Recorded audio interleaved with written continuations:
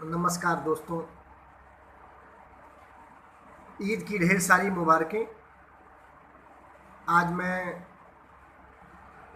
मुंशी प्रेमचंद की कहानी ईदगाह के साथ आपके समक्ष हूँ। ईदगाह कहानी आज के दिन याद आना न केवल इसलिए स्वाभाविक है क्योंकि आज ईद का पर्व है, बल्कि मुझे तो इसलिए भी ये बेइंतहा याद आ रही है क्योंकि हम उस दौर में ये ईद मना रहे हैं जब सोशल डिस्टेंसिंग नाम से एक फिजिकल डिस्टेंसिंग है और गले मिलने की रस्म, एक दूसरे को सीने से लगाने की जो रस्म है वो पूरी नहीं की जा सकती। अभी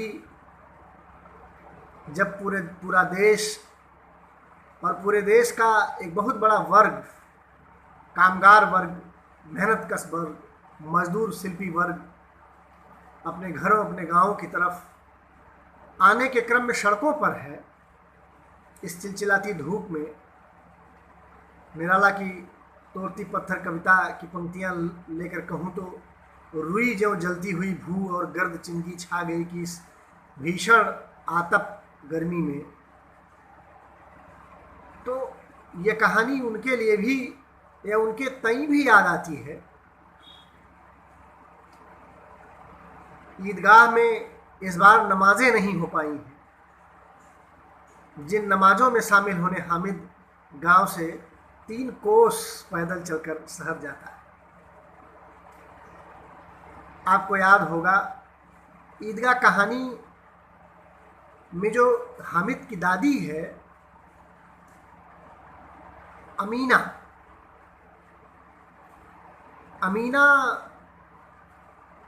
अपनी कोठरी में बैठी है।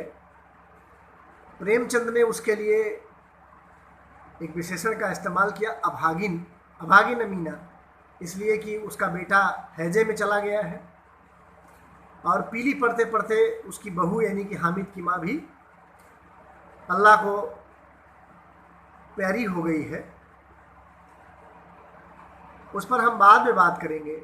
मैं आपका ध्यान उस डायलॉग की तरफ खींचना चाह रहा हूँ, उस संवाद की तरफ खींचना चाह रहा हूँ जहाँ प्रेमचंद ने लिखा कि अभागिन अमीना अपनी कोठरी में बैठी रो रही है, आज ईद का दिन और उसके घर में दाना नहीं। आज आबिद हामिद के पिता का नाम कहानी में जो एक बार आता है, आज आबिद होता तो क्या इसी तरह ईद आती और चली जाती। इस अंधकार और निराशा में वो डूबी जा रही थी। किसने बुलाया था इस निगोड़ी ईद को। अब देखिए, अभागिन है अमीना और ईद है निगोड़ी। जो अभागिन होगा और जिसके घर में दाने नहीं होंगे उसके लिए ईद, दीपावली, होली का क्या मतलब। उसके लिए तो वो निगोड़ी ही है। निगोड़ी कह करके जैसे प्रेमचंद ने ये दिखाया है कि अमीना कोसती है ईद को कि क्यों तुम आई हो, क्योंकि वो अपने मन की खुशियाँ नहीं मना सकती। बेटा मर चुका है, बहू नहीं है, 4-5 साल का एक छोटा पोता है यानी हामिद है। अब वो यहाँ पर जिधर मैं आपका ध्यान खींचना चाह रहा था वो ये है कि प्रेमचंद जब लिखते हैं कि आज आबिद होता है तो क्या ऐसे ही ईद होती उसकी। अब आबिद के ना होने की जो त्रासदी है, अब चाहे उसको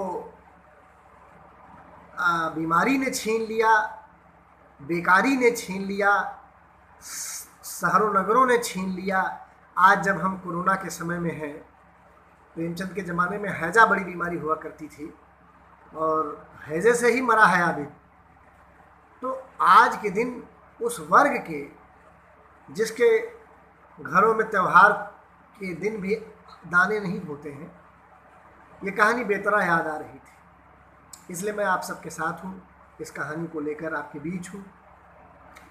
इस कहानी को हिंदी आलोचना में मुख्य रूप से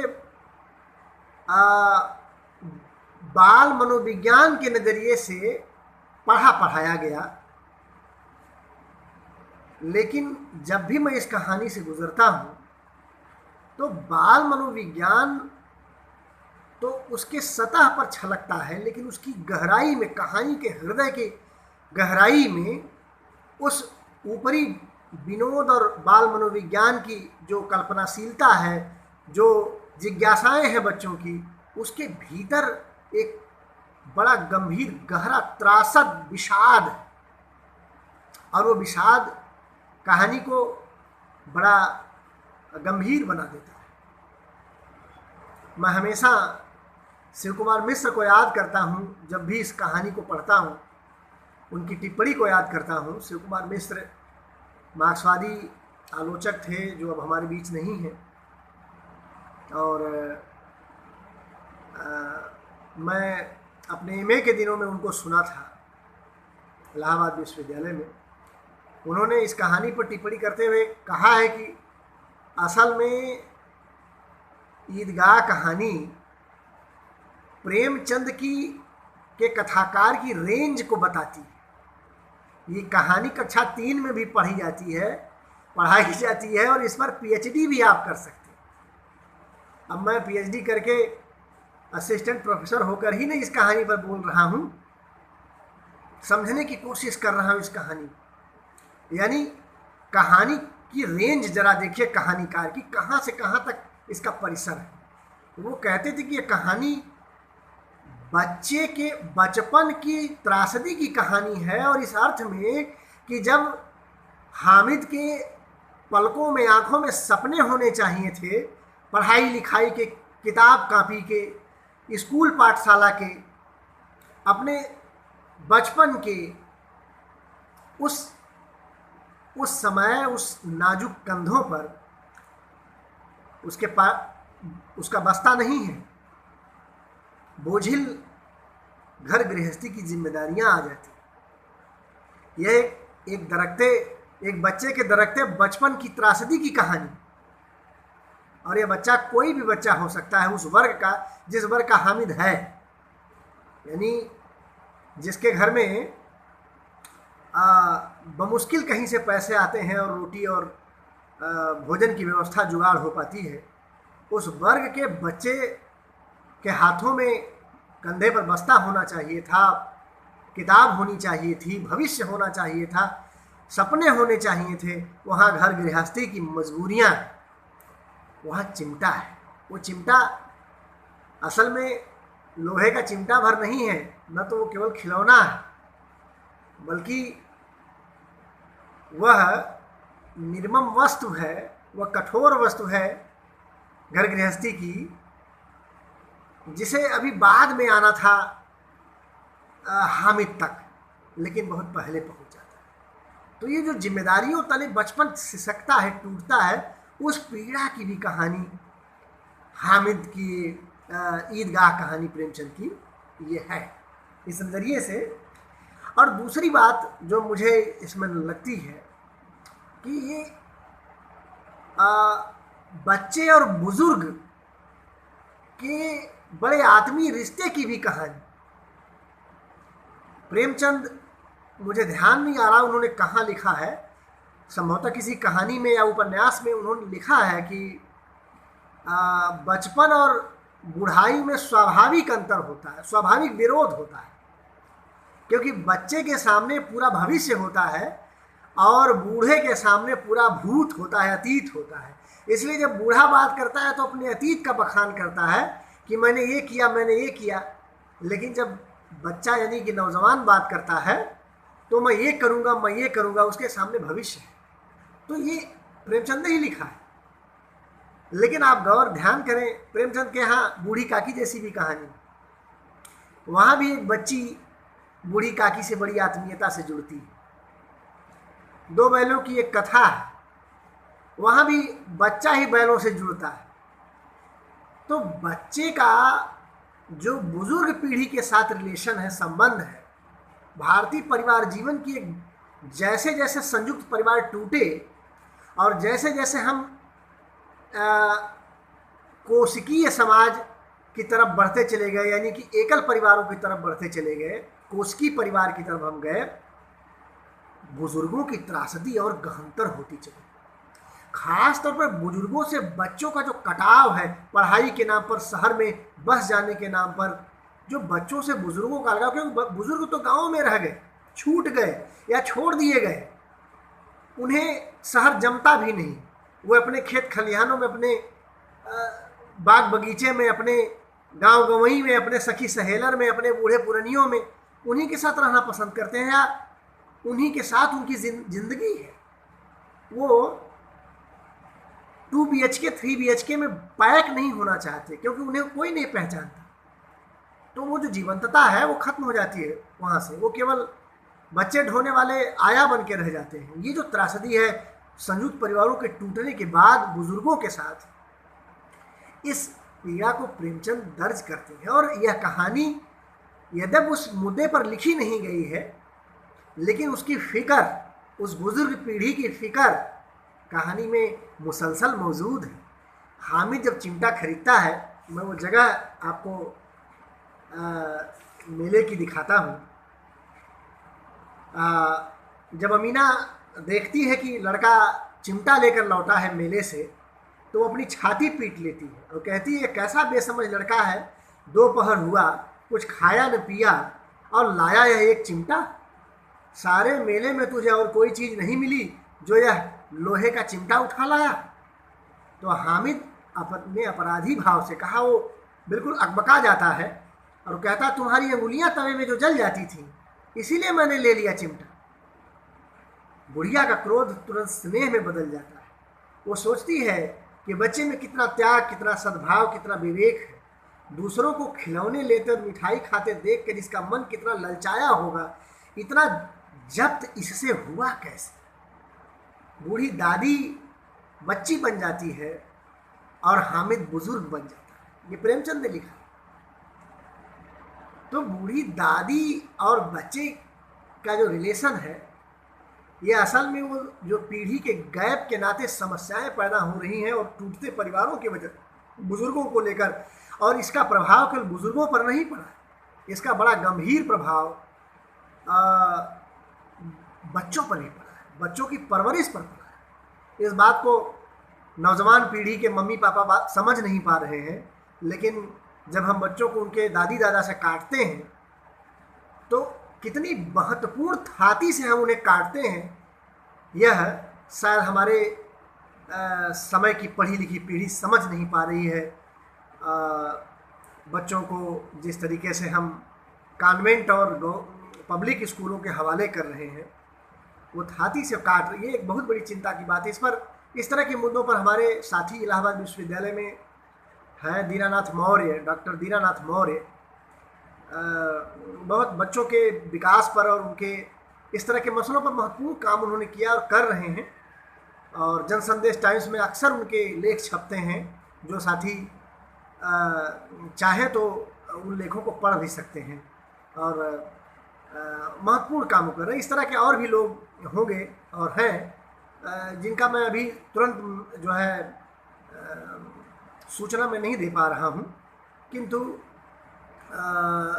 ये काम बड़ा महत्वपूर्ण है। जो भी कर रहे हैं लोग, बहुत ही महत्वपूर्ण काम है।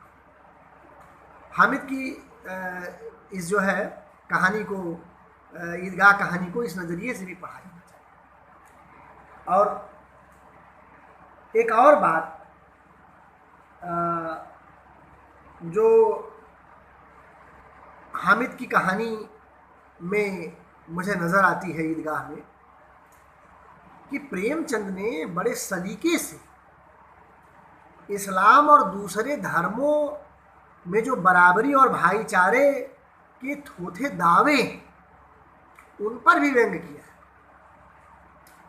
आप समझ लें कि जब तक ईदगाह में सब लोग हैं, बराबर हैं, बराबर रहते हैं, भाईचारे में बंधे हैं, धन और पद का कोई भेदभाव उनके ऊपर नहीं लागू हो, लेकिन जैसे ही नमाज खत्म होती है और सब लोग ईदगाह के बाहर आते हैं, भातृत्व और बराबरी की ये दीवारें माफ कीजिएगा, भर भरा के गिर जाती। जिसके पास जितने पैसे हैं उसके हिसाब से जो विषमता है वो प्रकट हो जाती है। पैसे वाला अपने हिसाब से मेले का आनंद ले रहा है, और जिसके पास पैसे नहीं है वो अपना मन मसोस रहा है और मन को समझा लेता है। ईदगाह के भीतर की जो सुंदरता है और बाहर की जो विद्रूपता है, इन दोनों का जो कंट्रास्ट है, जो कंट्रोडिक्शन है, कहानी इस विडंबना पर खड़ी।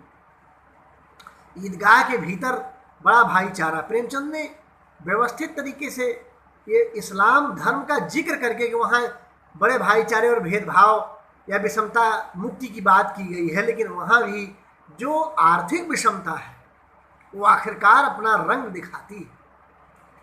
और ईदगाह के भीतर का वो भाईचारा, वो सुंदरता, वो सारा माहौल नमाज खत्म होने के बाद बाहर आते ही मेले में बाज़ार का जो, अब बाज़ार अपना रंग दिखाता है और वहाँ जिसके अंटी में पैसा है वही बाज़ार में सिर ऊंचा करके चल सकता है। वहाँ पर भर भरा के गिर जाती है वो धर्म की जो है सारे दावे उसके गिर जाते हैं। इस्लाम या और बाकी धर्मों में भी लगभग यही स्थिति।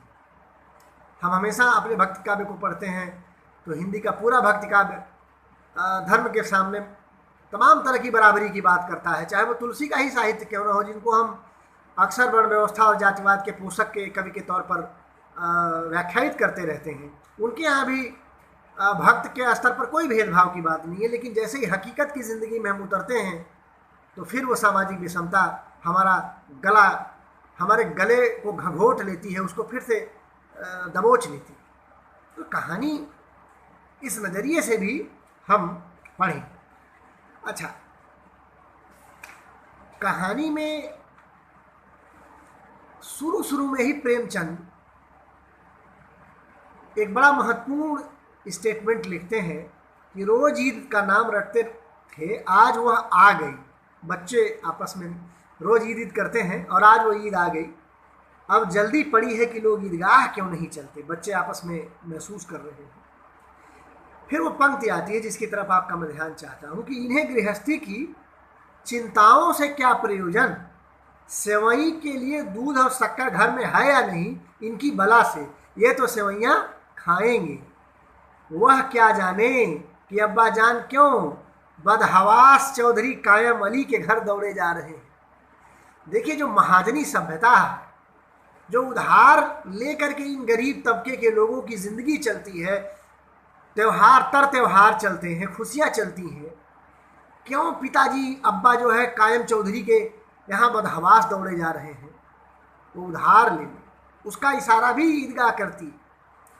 और जो ये पंक्ति है कि इन्हें गृहस्थी की चिंताओं से क्या प्रयोजन, वास्तव में ये जो सवाल है, ये जो प्रेमचंद कह रहे हैं, यह पूरी कहानी में इसके उलट पूरी घटना है।